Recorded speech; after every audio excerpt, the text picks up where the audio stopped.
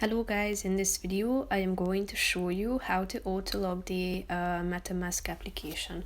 But first I just want to mention, don't forget to subscribe to my channel because at 10,000 subscribers I am going to show you my whole YouTube revenue statistics and growth strategy, how to make money online. Now let's jump into it. First of all, open the application on your phone.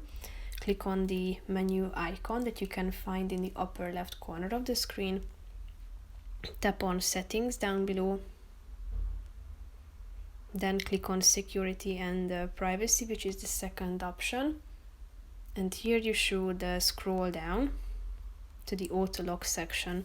So here you should choose the amount of time before the application automatically logs. So click on this after 30 seconds, which is the default time limit. Here you can select from immediately, after 5 seconds, 15, 30, 60, after 5 minutes or 10 minutes or never. Click on the relevant one and then the amount of time before the app logs will be updated automatically as you have selected it. So that's pretty much it for this video guys. See you in the next one. Bye bye.